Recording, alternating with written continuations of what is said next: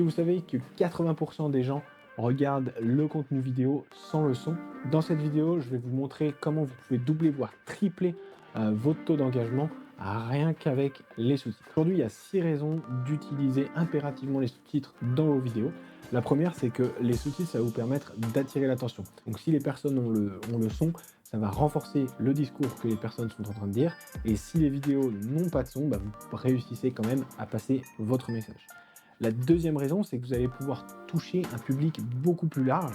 Vous allez pouvoir augmenter de 70 à 80% votre reach selon les plateformes. Et puis surtout, vous allez pouvoir toucher un public qui est peut-être malentendant ou qui a des soucis auditifs. D'ailleurs, si votre cible, c'est des personnes plutôt malentendantes, il est impératif que vous utilisiez des sous-titres.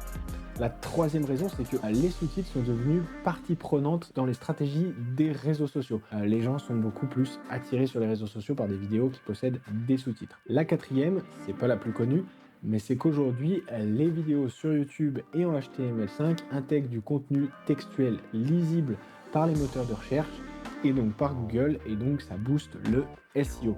La cinquième raison, c'est que le contenu avec des sous-titres est beaucoup plus facilement mémorisable.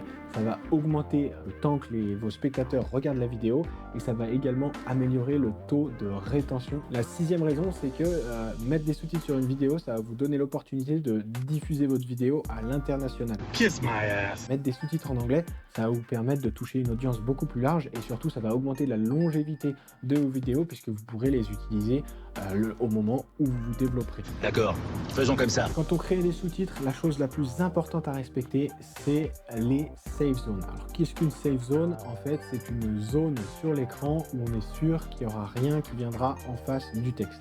On a passé du temps à réaliser la vidéo, on a passé un petit peu de temps à générer les sous-titres et à être sûr que ça fonctionne. Autant être sûr que les sous-titres soient lus.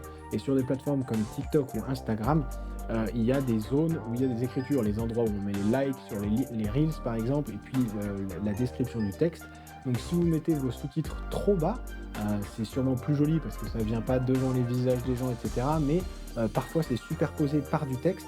Pour respecter ces safe zones, n'hésitez pas à m'envoyer un petit message ou me demander en commentaire. Je peux vous envoyer un template d'une petite safe zone qu'il vous suffit de mettre dans votre logiciel de montage pour pouvoir éviter d'avoir les sous-titres écrits par-dessus. Donc respectez ces safe zones pour être sûr que vos sous-titres passent et que votre message soit bien lu.